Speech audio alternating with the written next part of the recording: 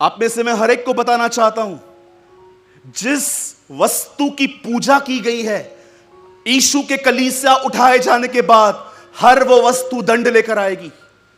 भजन संहिता में लिखा है, मैं उनके देवताओं के द्वारा उनको दंड दूंगा। पानी की पूजा की है, पानी ब्लड में चेंज हो जाएगा। आसमान की, सूरज की पूजा की है लोगों ने, सूरज नीचे आ जाएगा। हर वो चीज जिसकी पूजा की गई है, भजन संहिता में लिखा है, मैं यहोवा अंतिम दिनों में उनके देवताओं के द्वारा उन पर दंड लाऊंगा। द बाइबल सेज कि उन दिनों में मिस्र में परमेश्वर ने बहुत सी विपत्तियां डाली, लेकिन अंत में क्या हुआ? एक समय ऐसा आया जब घर के परिवार के लोग मरना शुरू हुए, तब वहां पर फिरौन ने कहा, अब तुम मुझे यहां पर एक रात नहीं चाहिए, निकलो सब यहां से। और मूसा, बाइबल बताती है, 6 लाख से अधिक लोग ही एक मंडली को लेके मिस्र से कनान जाने लग गया। और जाते जाते वचन कहता है, एक समय ऐसा आया जब वो कनान के बॉर्डर पे पहुंचे, खुदा उन्हें कहता है, अब तुम यहां थम जाओ, अब तुम यहां पर रुक जाओ, अब तुम्हें एक काम करना है, अपने में से 12 लोगों को चुनो, उन्हें अंदर भेजो, वो सब कुछ देख लेंगे। और जानते हो बाइबल मुकद्दस क्या कहती है? जब यहोशू के समय में यह सब कुछ हुआ, तब बाइबल बताती है, जैसे वो उस नगर में गए जिसका नाम था जेरिको, यरीहो, जैसे वो वहां पर गए, आप पढ़ के देखिए, आराम से घर जाके आप अध्ययन करना इसका। वहां पर उन्हें एक वेश्या मिली। हर नेम वॉज रहाब, उसका नाम रहाब था। जानते हो रहाब उन 12 लोगों को क्या संदेश देती है? वो कहती है, मैं जानती हूं खुदा ने तुम्हें यह देश दे दिया है। I know in my spirit कि तुम्हें यह मिल चुका है, क्योंकि मैंने अपने लोगों में तुम्हारा भय देखा है, वो डर रहे हैं तुमसे। और ये सारी खबरें जब पहुंची, तो जानते हो उस बहन ने उन्हें क्या कहा जाते समय? लिसन, देखिए, आप अगर यीशु की वंशावली पढ़ते हैं तो मैं आपको बताना चाहता हूं, वहां पर राहाब का जिक्र है। याकूब या राहाब के फेत के बारे में लिखता है। वो कहता है, तुम इब्राहिम और राहाब के फेत को जानते हो, जिनका विश्वास कर्मों के सहित ठहरा था। आप जानते हो राहाब ने उन्हें क्या कहा?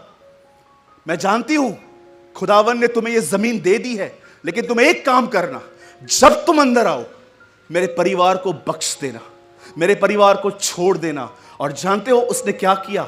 उसने उनकी मदद भी की थी। उस रात वो सभी लोग उसके घर में ठहरे थे। अगर राहाब को यह विश्वास होता कि ये लोग क्या कुछ कर पाएंगे, कुछ भी नहीं, तो राहाब उनको बोलती, यहां से निकलो, बहुत सारे और भी घर हैं, वहां पर जाके देखो। लेकिन राहाब ने उन्हें अपने घर में ठहराया, क्योंकि राहाब जानती थी कि आज ये जमीन जिसमें मैं खड़ी हूं, कल ये इनकी है। उसके फेथ ने उससे हर एक से अलग कर दिया। मैं आपसे पूछना चाहता हूं, आप सभी से, आप में से कितने लोग हैं यहां पर जो ये ईमान रखते हैं, विश्वास रखते हैं कि हमारा प्रभु बहुत जल्द हमें लेने के लिए बादलों पर आएगा? मैं बिलीव करता हूं। अब कितने लोगों ने यह वचन पढ़ा है? जो उस पे आशा करता है वह अपने आप को वैसा ही पवित्र करता है जैसा वह है। आप जानते हैं, अगर आप में से कोई भी एक ऐसा व्यक्ति है जो ये कहता है, यस ब्रदर सूरज, मैं बिलीव करता हूं कि प्रभु बहुत जल्द आने वाला है, लेकिन आप उसकी तरह जीते नहीं हैं, मैं इस पुलपिट से आपको कहना चाहता हूं, यू आर अ लायर। आप झूठे हैं। क्योंकि बाइबल बताती है, जो ये ईमान रखता है कि वो आ रहा है, वो अपने आप को वैसा ही पवित्र करता है जैसा वह है।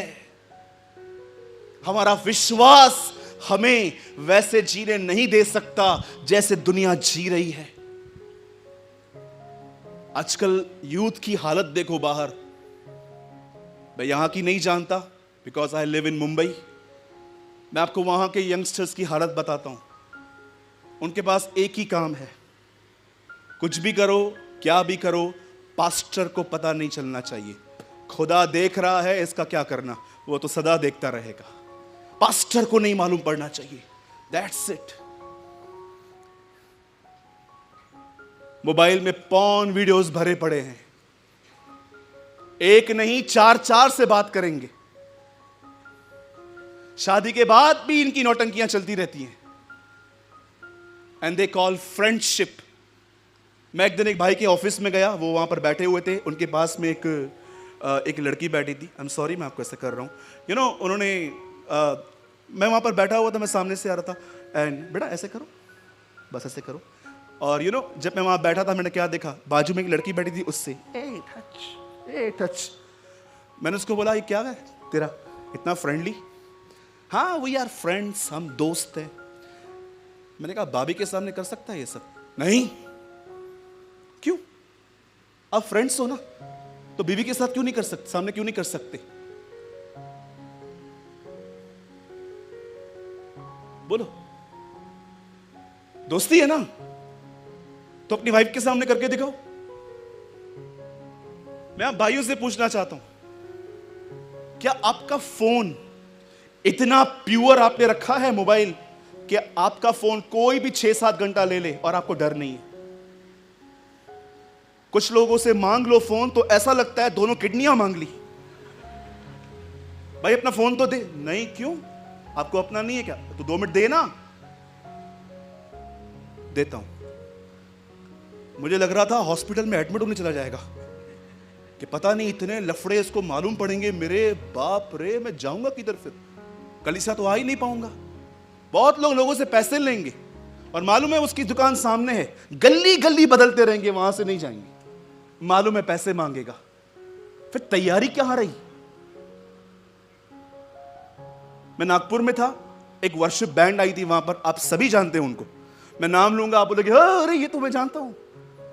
वो वर्शिप करने के लिए ऊपर आए, फिर मेरी बारी आई, मैं प्रचार करने जैसे खड़ा हुआ, यहां से लाल रेड लाइट्स, यहां से ग्रीन लाइट, फिर यहां से येलो। मुझे डर लग रहा था, मैं प्रचार करने आया हूं कि बसंती की तरह डांस करने आया हूं? क्या ये तैयारी है? अंकल बिली ग्राम के क्रूसेड ऐसे ही होते थे।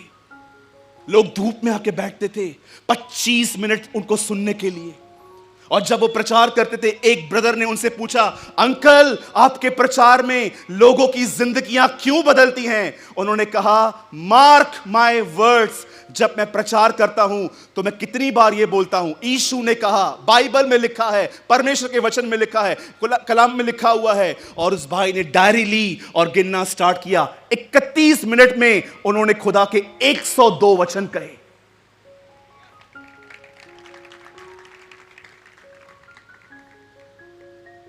लोगों की जिंदगियां तब नहीं बदलती जब हम स्टेजेस को बहुत सजाते हैं। लोगों की जिंदगियां तब बदलती हैं जब वक्ता पवित्र आत्मा से भर के प्रचार करता है। There will be change.